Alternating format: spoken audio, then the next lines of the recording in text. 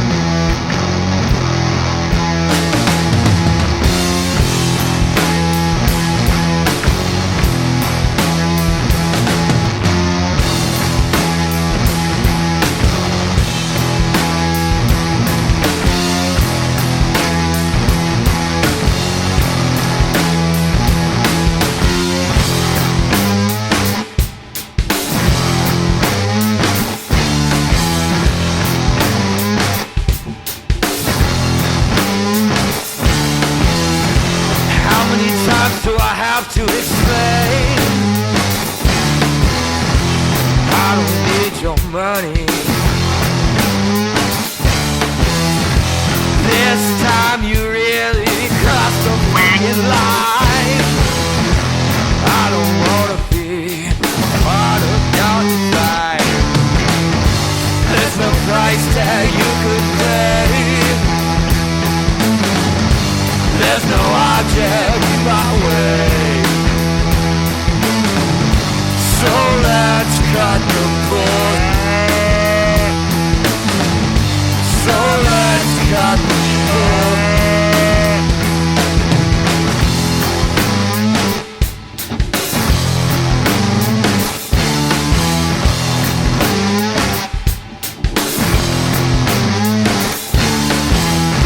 How many times do I have to convey? I don't need your senseless taste. You paint a picture I despise. What a grandeur, stamped with golden lies. There's no price tag you could pay. There's no object in my way. So let's cut the cord. So let's cut the cord. Yeah.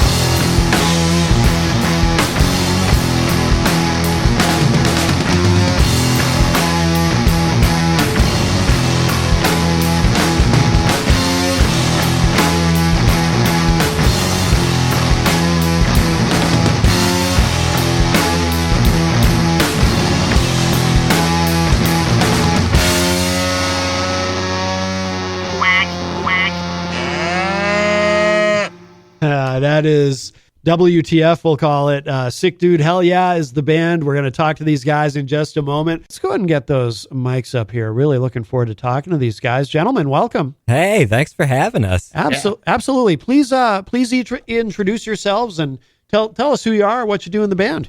I'm Dylan McKenna. I do bass and vocals. All right, welcome. And I'm Somebody's Crackers, and I play the drums. All right. And do some backup vocals. All right, very good. Somebody's Crackers? Am I saying that right? It's not an AS, it's an ERS. It's an ERS. Okay. Somebody's Crackers. Okay. Very good. You know, these names. I try to make sure I pronounce everyone's name correctly. Jenny witnessed me just almost panicking over. Well, he ended up not joining us on the show. I guess we had booked earlier and Fazzackerly or something, and it's like I don't know how to say this name, so I probably would have butchered it anyway. Be a good telemarketer. Yeah. No kidding, huh? No kidding. So welcome, guys. First question, of course, where does the name come from? Because that's obvious. You know, it's Sick Dude Hell Yeah is not a a conventional name for a band, shall we say? Yeah, sure. No, it's kind of a funny story, and it's pretty simple. We were jamming one day, and we had like an idea. We wanted to do some type of band together, and I forgot about a cable I had to split my bass into 2 signals. So Yeah. I figured let's give that a shot. And we did that, and our first jam session, like after it, I was like, sick, dude. And Nate, hell yeah. Yeah. And that It's been the mantra since day one. It's just like every time we finish like making some kind of new addition to a song or like come up with like the first sick riff or like Yeah. whatever, it's just one of us will say sick, dude, and the other one will say hell yeah. It hasn't been decided who's who yet, but you know. Right. it's- That's awesome. Yeah. So it makes sense. The name is appropriate. Dylan, tell me about the splitting of the. Oops, sorry. I don't have the video on me. I have it on you guys, so people can't see. I'm fidgeting with my microphone. Tell me about the splitting of the signal. I'm curious about this. And when you mentioned that too, you guys probably know Able Blood, right? Or do you guys know the band Able Blood? I don't think so. No. Because there's a lot of splitting of signals with their whole setup. So I'm curious about this. So cool. tell me about. And I'm a bass player, so selfishly, I'm also very, Yeah. very curious about tips. this. Yeah, yeah, exactly. So originally it started with just a split 1/4-inch cable Yeah, that come off my bass, and basically one signal just goes straight into my bass amp, and I just crank the gain on that, yeah, and then the other signal goes through a pitchfork, and so I just have the pitch shifted up an octave, yeah. and then into a fuzz pedal and into my guitar amp. Okay, so that gives you a really, just a heavy, Yeah. like this, and it's great. I love the way it sounds. Yeah, Cool. Yeah, no, thank you. And yeah, so I mean, I guess the goal was to try to just like mimic a guitar, but have bass as well. yeah, Because where we were from, it's pretty tough to find other musicians to jam with. yeah. Where are you guys from? Wolfboro, New Hampshire. Wolfboro. Yep. It's, there's plenty of musicians out there. It's Yeah. just not ones who want to make like super, in your face kind of stuff like this. Right. Testosterone fueled. Caveman jam. Yeah, yeah. Right. Yeah. Yeah, Able Blood does something kind of like what you described. I forget how because they also have that a lot of bottom end, and it's really, their setup is really interesting because they're it's 3 of them, but they've got this huge sound. You should check them out. But who else is in the band? It's not just. No, It's it's, just just us us two. two. It, Yep. it literally is just the 2 of you. Oh, yeah. That's amazing. That's awesome. Okay. Do you have plans to add members, or is this working so well with just the 2 of you? And I mean, it's not like it hasn't been done, I suppose, right? But to be able to pull it off like you do is pretty cool. Like I think of the White Stripes when I think of, The most legendary duo of all time, Yeah. save for maybe Tenacious D. But yeah. yeah. No, I think that like we're not necessarily closed off to it. It's just for one, it's a matter of ease. Yeah. For 2, it's a matter of having people like you ask us questions like that, and that feels really good to kind of stand out in a way, But nothing's completely off the table. Like if some other riff lord wanted to saddle up and could do something that made us say either sick dude, hell yeah, or both, Right. then welcome aboard, frankly. But but we're not like there's no like now hiring sign up or anything. Yeah. We're perfectly content to just move forward as a duo. Yeah. There's a soft spot excuse me, a soft spot in my heart for musical duos. Yep. Like just Yep. And if across the board. So it's working, it's working. Exactly. Yeah. So far. Why mess with it? Yeah. How long has Sick Dude Hell Yeah existed? Ooh. I think maybe almost 5 months. yeah. Oh wow! So since, this like, is really new. Yeah. Yeah, it was. Oh, wow. We met in a different band, and then I guess I'll just say creative differences kind of drove us apart, but then drove Dylan and I together, and we just kind of picked up in the same practice space where they left off, and we're just like, let's just start riffing around, and we had 2 songs by the end of our first practice, and we're just like, sick, dude, hell yeah, Nice.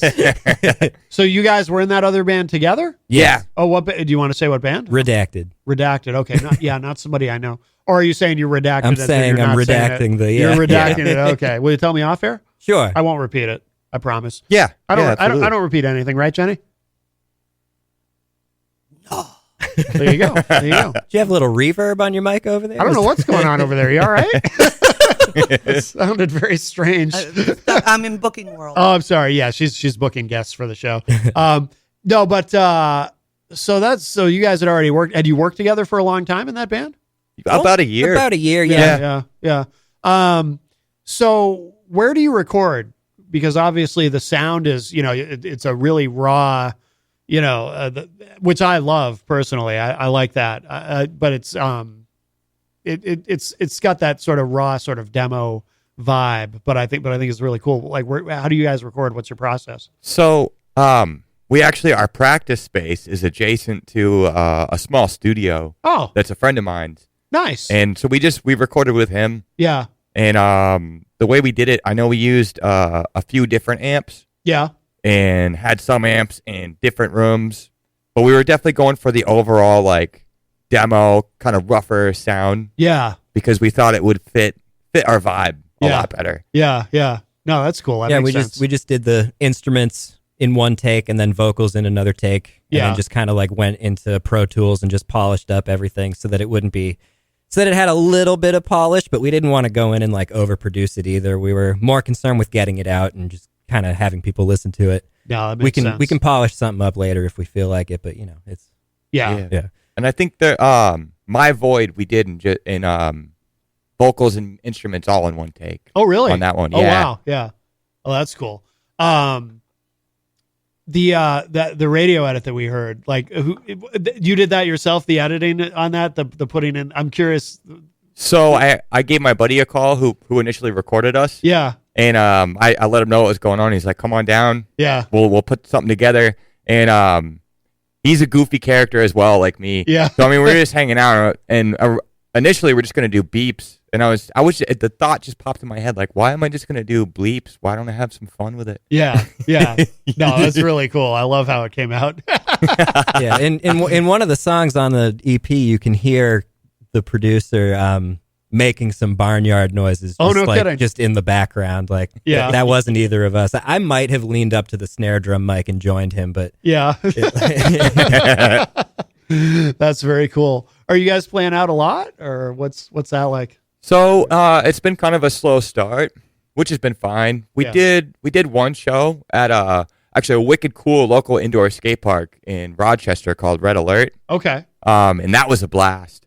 And then as far as shows that are booked that we only have one coming up in Plattsburgh, New York on April 19th Okay. over at Peabody's. what's the occasion? It's a 420 fest. Yeah. Okay. That my buddies in Longbuster, they put it on. Okay. Every But year. it's the 19th, so it's you said So that, it's premature. It's proactive. Yeah, that's good. Yeah. That's good. It's for the real go-getters of the 420 crowd. There you know? go. There you go. So that's it. Now, how did you get involved in that? Getting on that bill? So I used to be in I used to drum in a doom metal band a couple of years ago, and I played a show with those guys. And Who was the band? Can you say? yeah, we were called Grave Tripper. Okay. Oh, that's a cool name. Yeah, and it was wicked fun. It was a fun project. Yeah. But as far as like things went, and we just kind of all decided to part ways. Yeah. But yeah, so I met those guys at a show we played, and I thought they were cool. They were fun to watch, and yeah, I just hit them up on Instagram and let them know, hey, I'm starting this project. If you guys ever need an opener or Yeah. need to fill a bill, Yeah. feel free to hit us up. Oh, very cool. Very cool. That's in Plattsburgh, New York. Yeah. Yeah. Okay. Excellent. Have you guys played out much? Or I know it's a relatively new actually very new, right? Really, just that show at Red Alert was our first and only gig so far. Okay. We're we're wide open. Like we work and have day jobs and stuff like that. But get us on your bill. Get us in your basement. Get us on your I don't know. Play your birthday Yeah, party. we'll play your birthday. Yeah. We'll play your grandma's birthday. We'll play picnic. whatever.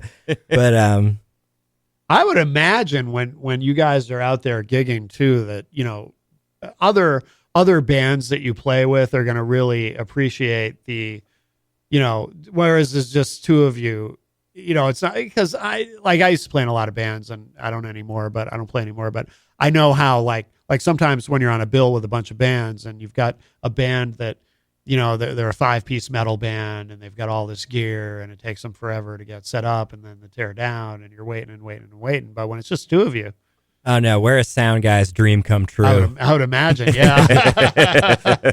That's cool. And making the sound guy happy is always a plus. It goes miles. It goes miles. Where other actions go yards, making the sound guy happy goes miles. Yes, absolutely. So have you both played in a lot of bands before this project, or?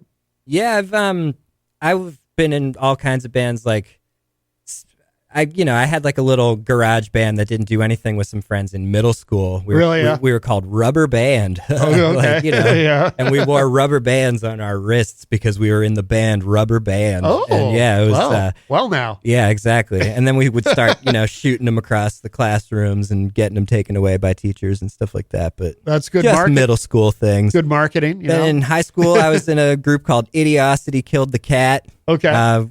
We got kind of big, like in our town, like yeah. And people would come out to see our shows because we were really the only like thing like that coming out of the town, which was Natick, Massachusetts. Okay, big shout out Natick, Massachusetts. They've got a lot of music going on there. It's actually become quite the cultural hub. Good, but in my high school days, it was less so. Yeah, and it's really cool. Yeah, and then like more recently, I was in like a ska psychedelic fusion kind of band called Massachusetts the Band. As you can see, we're just great at naming bands. And, I was in like a gloom, like glam doom rock outfit for a while called Vos that I sang and played tambourine for. Really? Okay. Yeah, just all kinds of projects to keep me busy. I'll quit hogging the mic. What about you, Dylan? So I haven't really been in too many bands. In my early years of high school, like 8th grade through maybe sophomore year, I was in this crossover band called Silent Violence. And we played a few shows here and there. Yeah. But somewhere in my sophomore year, I was perpetually grounded pretty much like every other week through the rest of high school. Yeah. That kind of hindered my ability to be in bands. Yeah, because I wasn't following the rules there. Yeah. But after high school, I did a lot of like solo acoustic stuff for a long time. Yeah, and it was fun. It was fun because I had the ability to travel and not have to be around one area for too long and still be able to do music. Oh yeah. And it wasn't really until Grave Tripper that I started playing in bands again. Oh, no kidding. Yeah. Yeah. Yeah, the thing about doing like a solo acoustic thing is it's very liberating, I would think, right? Because you can book yourself wherever and you don't have to check with anybody on their schedule or anything like that. Oh yeah, absolutely. Play whatever songs you want too. Yeah. Was it hard for that reason? Was it hard to transition back into playing in a band? No, actually, for me it was nice to finally transition back into a band because for a long time I was trying to get back into it, but just wasn't able to find the right people. Yeah. To make sounds with, and I just think being in a group of people and all kind of finding that like vibe and that like wavelength we can all ride together is something really special. Yeah.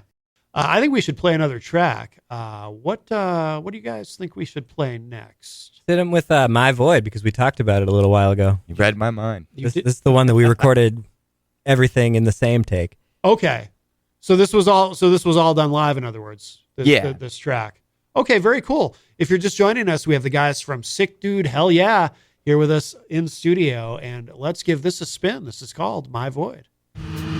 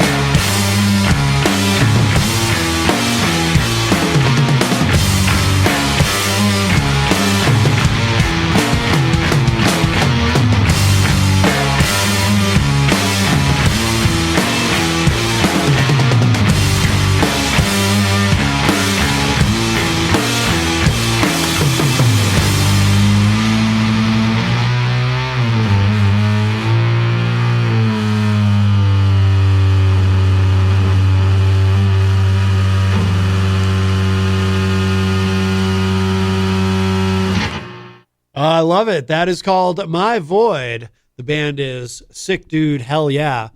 Do you guys refer to yourselves as a band when there's two of you? How does that work? Because you sound like a band.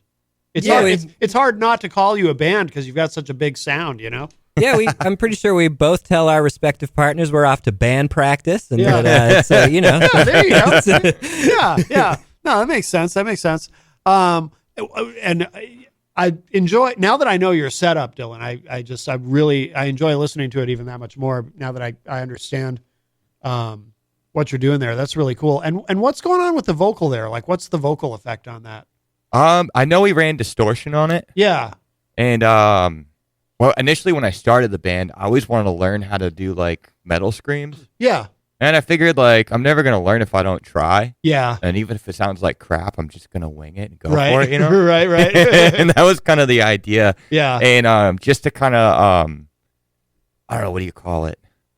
To omit like dread through the sound of it, you know? Yeah. Are you able to do that without hurting your throat? I am now. Okay. I am now. During the recording process, not so much. Really? Yeah. It took a little bit. There was one point I lost my voice for probably like a week and a half. Oh, really? Yeah, and that's when I realized like, I got to start watching some videos and, you know, taking this a little bit more seriously. There's that legendary one that people talk about to this day. I think it's called the Zen of Screaming? Do you know that one? No. There's a vocal, I cannot remember her name, but there was a point where like everybody I knew who was doing any kind of aggressive vocals would talk about learning from her. But I think it was, actually, this was quite a while ago now because I remember people talking about a DVD, but I'm sure it's on YouTube now. It's on Blu-ray now. Yeah, maybe. Yeah, Blu-ray. Yeah, No, it may be. Yeah. but that effect, that was just again, just the producer, which I shout out John at the sound of him, by the way. But he was just, you know, kind of throwing some little effects on it to kind of beef up that vocal thing. Yeah. When we do it live, when we did it live that one time, I tried to like do like a secondary yelled vocal in the background to kind of just like fill it out. Yeah. But, neither of us are very gifted metal singers. We can both kind of hold a scream, but then it hurts the next day. Right. Well, when you're drumming too, especially, that's got to be hard, right? I mean, you don't see that many drummers who sing, and I've done that in a couple of bands. In that band, Massachusetts, the band, I did lead vocal on a lot of songs. No kidding. But was backup vocal for most of the songs. Like the leader of that band really wanted us to focus on 3-part harmonies, and we were a 3-piece. So it was like, oh, wow. we had to do what we had to do, and I had to learn. And I get to take some of that knowledge into this band, which is cool. But yeah, I would imagine that was challenging because obviously as a drummer, well, singing, so much of it is breathing, controlling your breath, and drums is the most physical instrument because you're using all 4 of your limbs, and it's, you know, and at the same time, you got to really kind of control your breathing if you're trying to sing while drumming. So I'd imagine that was challenging. You really got to treat your breathes in and each syllable that you're singing like it's on the grid with what you're drumming to. Like it has to, like you're not just hitting your right hand on the snare, you're also going, like while you're hitting it. So it's just, you have to internalize it like it's part of the drum set, but it's coming through you. That's been my way to I'd never heard anyone explain it that way, but that makes sense. Yeah. That makes perfect sense. Little tip for beginners like me. Yeah. Now, how many songs do you guys, everything that you've written so far, is that on this this debut release, or do you have others that you haven't recorded yet? We have 2 others that we haven't recorded yet. Okay. And we got a few more in the works as well. Yeah. And this, I forget, is it self-titled, the debut? I think we called it EP, EEPE. That's right. I forgot. Yeah. That was a spur of the moment decision. There was It no was thought. It was a sick dude hell yeah moment. Okay. Nate was like, should we call it EEPEE? And I was like, sick dude, hell yeah.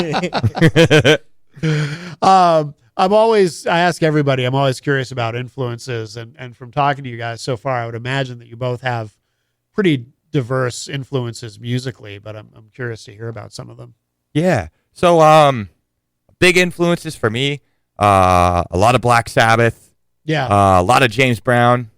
No kidding. Yeah. Yeah, a little bit of everything. Yeah. You know, I mean, I grew up listening to a lot of Johnny Cash. Yeah. And I was lucky enough to have parents who loved cool music. Yeah. I mean, so I was exposed to bands like Blind Melon, Sublime, all that kind of stuff at an early age, and like Alice in Chains. Yeah. So that took that was a big role in kind of shaping my taste in music. But yeah, a lot of everything, and especially like metal, punk rock, a lot of underground stuff. Yeah.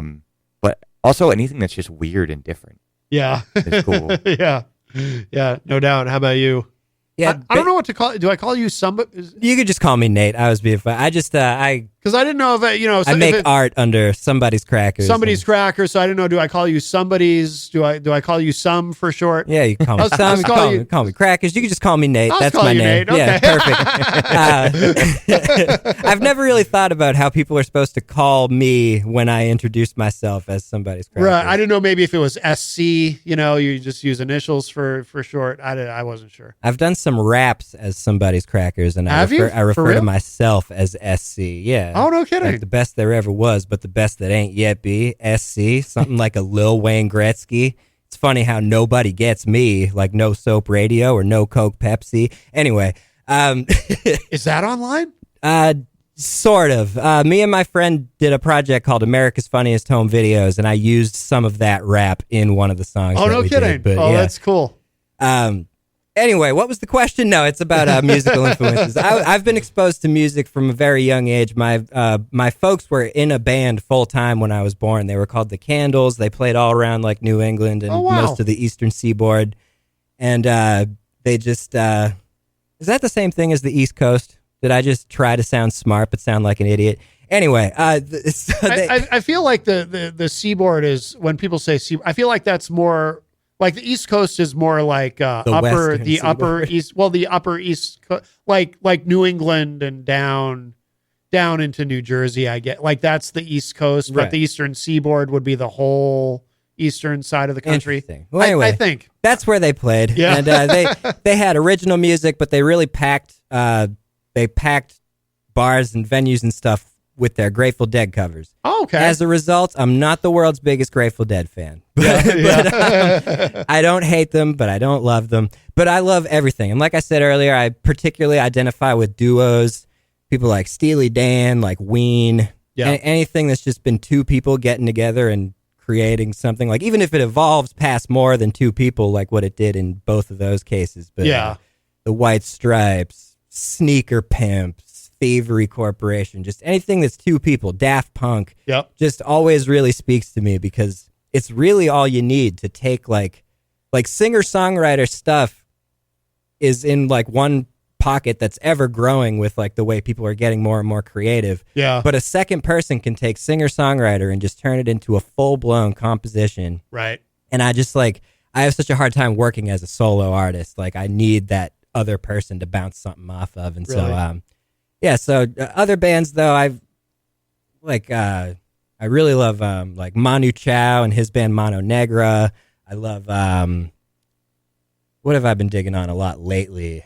King Gizzard and the Lizard Wizard, Gong. Who else? I love like psychedelic rock, but I love like garage rock too.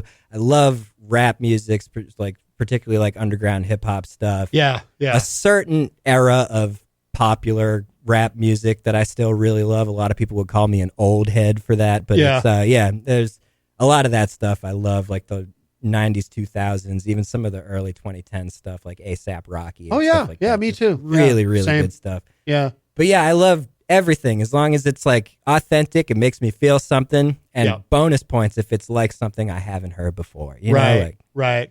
There's so much great stuff out there. And, a lot of people, they get older. And I think the average age for this is probably around 30. A lot of people, they reach a certain point in their life where they say, okay, I've heard all the music I ever need to hear. And anything made after this, I'm not going to like. And it's too bad. Because, really is. Because you miss out on so much. And you mentioned bands just now that I haven't heard of that now I'm curious about just because, you mentioned them. It's like, okay. Because, but yeah, I always grew up, you know, and Jenny is like this too. Like we both love hearing, I mean, that's part of why we do a show like this, because we love hearing new music and new music that maybe hasn't made it to the mainstream. And, you know, and my dad, you know, he's in his 70s and he lives on the seacoast, and he's still at his age. He'll listen to WUNH, the great college station there, because he loves hearing new music. Like if you got in a car with my dad, you're not going to hear an oldies station on his radio. You know, he's not that stereotypical boomer. He loves hearing new music, and he's always been like that, you know, and and he likes hip hop. He like, you know, Right, yeah. It's amazing. So, you know, so I mean, he's hipper than me. Like he'll ask me about a band he heard on WUNH, and I'm like, I don't know who that is. And it's like, wow, you know, you're ahead of me on this, but yeah. And I think it's so important to, you know, I mean, yeah, it sounds like you guys both have a real commitment to hearing and exploring new sounds, which then informs your own musical output and helps you to be more creative. The more you're exposed to, the more creative you're going to be, right? Oh man, you've done this before, haven't you? I have. Yeah, no. So I think that's great. I think it's so important to have a diversity in influences and all that. So Yeah, absolutely. yeah, I mean, our main goal, I think, collectively is to just have fun. yeah, You know, yeah, make some loud sounds, yeah. smash some stuff, and you know, have a good time. Meet some people, help some people feel good. Absolutely. Well, we should play another track. What do you guys want to play next? Let's hit him with the title track. Yeah. He might have sent it to you as SDHY. Oh, I'm maybe. looking right at. Oh, That's okay. why. Yeah, it says SCHY and it threw me. Yeah, got it. Okay, yeah. Nice going, Dylan. Yeah. Oh no, I'm grounded again. All right, this is the title track. This is Sick Dude, Hell Yeah.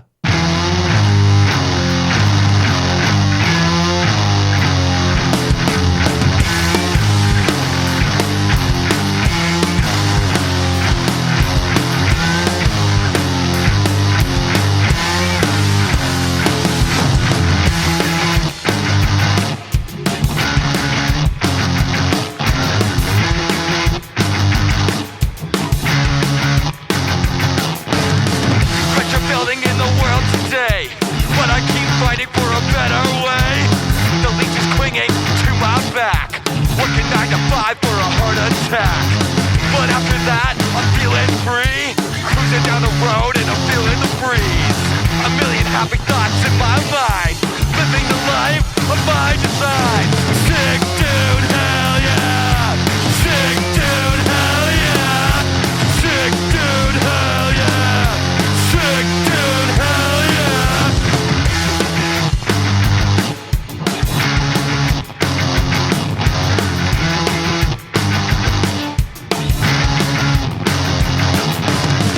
Sweat is dripping off the brow. I gotta go, gotta get out now. The road is calling for my escape. There's no more time for yesterday. I grip the throttle, pull it back. The wheels are spinning ahead of the pack. All my problems, they fade away. Living in the moment, the day's the day. Sick dude, hell yeah. Sick dude, hell yeah. Sick dude, hell yeah. Sick dude, hell yeah. Sick dude, hell yeah. Sick dude, hell yeah. Sick dude, hell yeah. Sick dude, hell yeah. That is Sick Dude, Hell Yeah. That's the name of the song. That's the name of the band. And we've got the guys here. Dylan and Nate are here with us Hey. live What's in up, what's studio. up? Yeah. That's really good, guys. I love the energy of it. If that doesn't get you moving, check your pulse. You might be dead. But yeah, we've got the guys from Sick Dude, Hell Yeah here with us in studio. And now, do you guys, obviously, it's almost spring.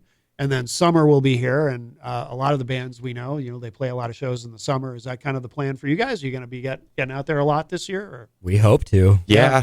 I mean, that's the goal. Yeah. That's the goal. Absolutely. Yeah, because it's summertime. People are going to be out. Yeah.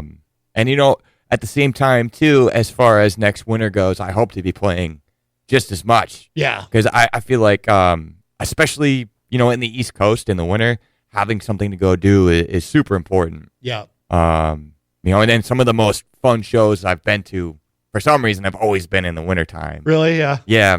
I don't know. I think it has something to do with just like being cooped up, you know, all Yeah, day. that release is twice as nice. Yep. Yep. Yeah. It's a good way to, to fight the winter depression and all the seasonal depression which is especially bad here in the Northeast. So, yeah, no, that's cool. Yeah. I want to see you guys live. I love what you're doing. I love the energy of it. And, do you guys, are there, I mean, what is, you both live in Wolfboro or? Yeah. Okay. Like, are there other bands there or that you guys can kind of team up with for shows, or what's the scene like? I mean, I know Wolfboro, it's not a big place. I know that. I think I believe I've driven through it once or twice, but It's a quick drive through. yeah, You blink and you'll miss it. It's it could be a little tough scene wise there yeah, because a lot of it's just a lot of it's bar bands, yeah, you know, and Yeah. it's mainly covers. yeah. Finding a place to play your original songs up there can kind of be like pulling teeth. Yeah. I was fortunate enough one time to play on the Winnie Bell, and that's like the boat that goes out on the lake out there. Oh, no kidding. And and the dude who hired me to play hadn't heard any of my music. Yeah. And my acoustic solo stuff was very rooted in punk rock as well. Okay. A lot like the Stooges kind of deal. Oh, no kidding. And a lot of it was making people feel uncomfortable, which was something I enjoyed like as a musician. and Right. and I gotta say, it was like the perfect show for it because I get on this boat and it's all these like older people or like high class, sophisticated type folk. Yep. And we go out on the boat, and I looked like a maniac that day, you know. Yeah. And I hop on the microphone. I'm like, "Is everybody ready to get weird?" And it was just like dead silence, crickets. You know? Those people were not expecting and to now get they're weird. stuck Yeah. on a boat with Yeah, you. that was the Yeah. best part. They couldn't get away. Oh, you know. that's great. That's funny. Well, so then how did it go? Like, how did the gig go? How did people react? My girlfriend really enjoyed it. Yeah. And the rest of the people were, I think, just waiting to get off the boat. Because sometimes it's fun in a situation like that to see if you can win people over, you know. But it doesn't sound like that was a crowd that necessarily wanted to be won over. No, I tried. Oh, that's funny. They drove him back to port. Yeah. Yep. Did the guy who booked you? Did he ever book you again, or was that? No, but not necessarily. I don't think it was a matter of me burning the bridge. Yeah, he wasn't upset with you No, Okay. he wasn't upset. because he probably knew what he probably figured. He had maybe- somewhat of an idea. He knew me, so he knew. maybe it would work. Yeah. Yeah. Because I used to, in addition to playing in a lot of bands, I would promote a lot of shows, and I'd put on shows various places. And I always kind of, and from a business standpoint, this was probably not a good thing, but I would kind of like to test the limits a little bit in terms of just seeing what would happen. You know, okay, you know, we got this metal show we're doing, but we got this one act that's a little more hip hop, you know, but we're going to put them in there and see what happens, you know, just to see what happens. And sometimes it ends up going well, you know, because sometimes people who may not think they want some sort of variety in the show, when you got a bunch of bands and this one act that's different, sometimes it may go over well, and it turns out these people actually enjoy what they're seeing. Yeah, you know, that's how some people find out that they like rap music. Like, I'm not even kidding. that is so true. That's how some people find Yep. out they like anything. Is you throw like a wild card band onto a bill, and then all of a sudden you've got somebody's entire like world being opened up in front of their eyes to something they were completely blind to, and it's just that is very true. Yeah. Yeah. And especially with hip hop, I think. Yeah. Absolutely. Do you guys so I mean, long term, do you want to like tour around New England and get out and kind of go everywhere, or?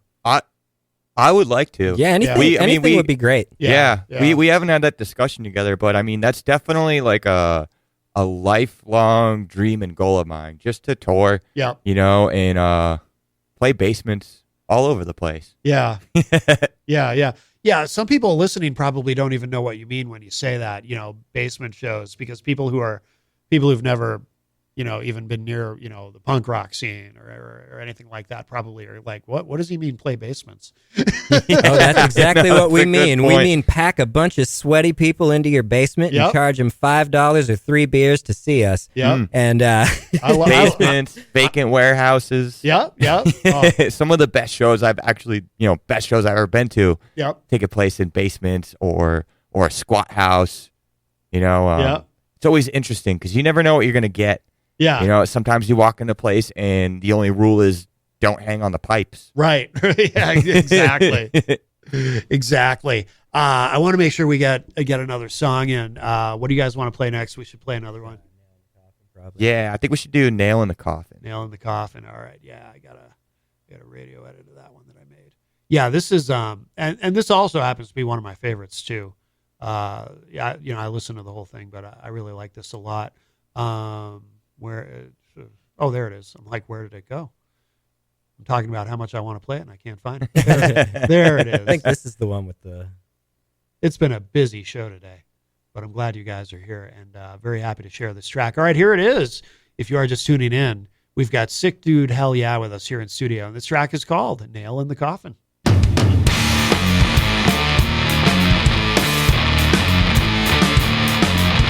Don't believe in myself, all been done before. Another nail in the coffin, another closing door. Born from spite doesn't make it right. I don't give a go if it makes it right.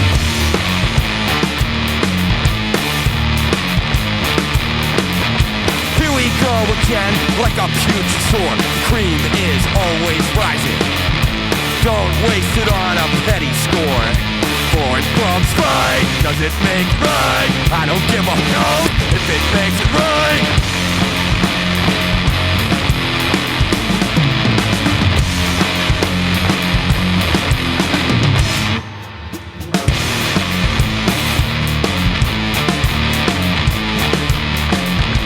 All these Swedish people making their demands, reaching in my pocket, but all that's there is sand. Born from spite, does it make it right?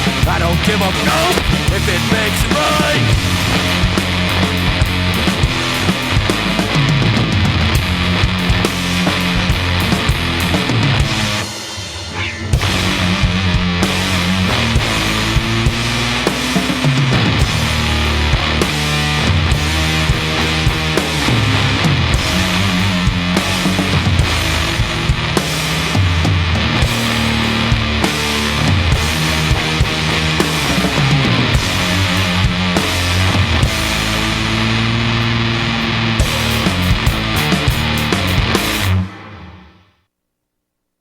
I love that.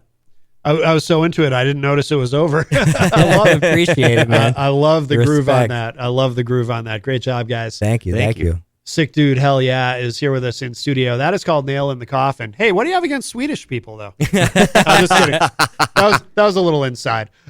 No, that is a great track. And yeah, you guys were saying as we were listening to it too, that one goes over pretty well.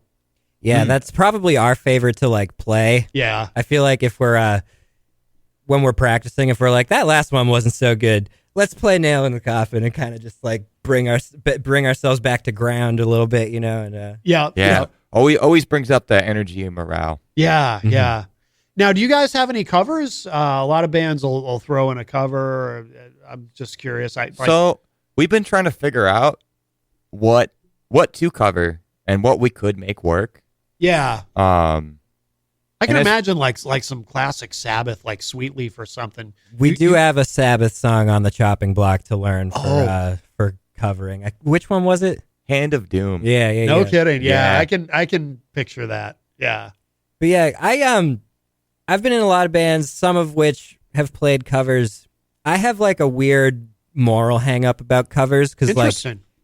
so hear me out. Okay. Oh, very curious. If you play in a band that does mostly original songs and you play a cover live at like say a bar or something, Yeah. you have suddenly become the disappointment jukebox for the entire audience because a couple of people in the audience liked the cover song, but then they're like, "Hey, can you play Leather and Lace or like something?" And you can't. You Yeah. can't play Leather and Lace. you can't play Freebird. You can't play Sultans of Swing. You know what I mean? Yep, Like, yep. suddenly you can't play what they all of a sudden want to hear and what they've tricked themselves into thinking they're there to hear. Yep. That suddenly you owe them something. And so with me, I like to play covers if it really means something to me. Like if I can get something emotionally out of performing this song in front of people, play a cover all day long. Sure. But I'm not just going to play, Wagon Wheel because it'll, does that make sense? It does. It does. I can relate to what you're saying. And no shade to anybody who makes a living playing covers. Oh, of that's course. Just, that's not what I vibe with musically, generally speaking. Yeah. No, I can relate to that tremendously because, I played in a bunch of bands and I always fought against doing too many covers. Mm-hmm. It would be hard to talk the other people I was in these bands with out of doing any covers. But like I was in a hardcore band. I was in a band called First Shove, and like the one cover that we were doing was we did Last Breath by Hatebreed. And that was okay because it was short, and it wasn't with that kind of situation. It's not like somebody's not going to say, okay, now do you know Freebird? You know what I mean? Yeah. So, no, that's true. Like in that type of element,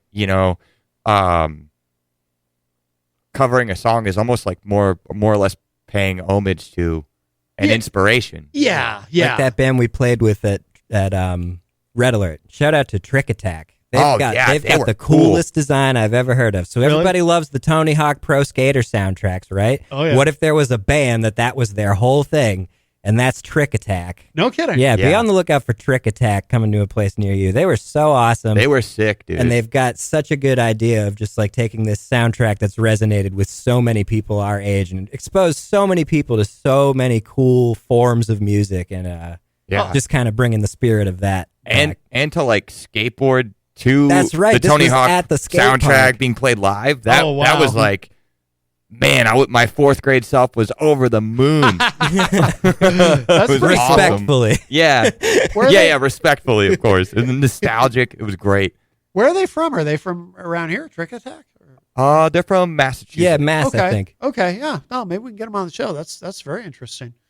Yeah. But yeah, I always fought against doing too many covers in the bands I was in. Or my thing was, if we're going to do a cover, let's end with it. That way, there's no misunderstandings about, are we an original band? Are we a cover band? No, just, let's do it at the end. But the other thing that drove me nuts too back in, and this, I'm older, so this goes back like 20 years, but there was a period where, and any of my peers from that time will know what I'm talking about because I know some of the people I knew then would listen to the show. There was this period where if you were a New Hampshire band and you were an original band that liked to sprinkle in a couple of covers, all of these bands were covering Sober by Tool. It was so obnoxious. Oh, man. And it wasn't even like all these bands were covering Tool. All these bands were specifically covering Sober by Tool. And and I was in a band called My Life Crisis, and I remember one of the guys was like, because everybody in the band was a Tool fan, including me. I like Tool. I never loved Tool, but I think I got burned out on them because they were so ubiquitous. It was like, oh my God, no more Tool. And I remember the conversation with these guys where one of them was like, we should do a Tool cover. And I remember I'm sitting there silently thinking, oh no, and I know what's coming next. We should do Sober. It was so weird. And I'm not even exaggerating or being hyperbolic. All of these bands were covering that specific song. It must really resonate with the New Hampshire musician crowd. I guess so. I wonder what the through line there is. It was so strange. Like 20 years ago, if you walked into any bar where there was a rock band playing, whether it was an original band that did one cover or a cover band, you were going to hear Sober by Tool. It was bizarre, and it was very frustrating. And here I am 2 decades later, finally venting about it publicly. Must feel good to get that off your chest. It does. I've been carrying that around with me all this time. Why can't we be like, It's a great bass line. Don't get me wrong. I'm a Why bass player. I can't appreciate the we bass be line. sober? Yeah, Why it's- can't we be sober? Why can't we be sober? I like that version better. I like a good mashup. Yeah. Oh, me too, man. I had a funny idea. I was thinking, wouldn't it be funny to open with a cover Yeah. and then before every original song you played, just be like, oh, this next one is War Pigs by Sabbath. I do stuff like that with. There's another band that I play sometimes with. We're kind of like in the middle of like a semi-break now, but we're called Targus Targus. Shout out to Sean James Sweeney. I kind of like MC for them because everybody else just like is either too busy setting up their like synthesizer for the next song or whatever. Yeah. So I just kind of end up like talking, and I'll introduce songs with like names that are familiar or like not say that we're us. I'll say that like, hey, where are the Backstreet Boys or where are the Fine Young Cannibals or something like that. Just Yeah. like anything so that it seems like I'm emceeing, but I'm actually giving the audience no information at all. And Right. that's kind of my shtick. Oh, that's cool. That's cool.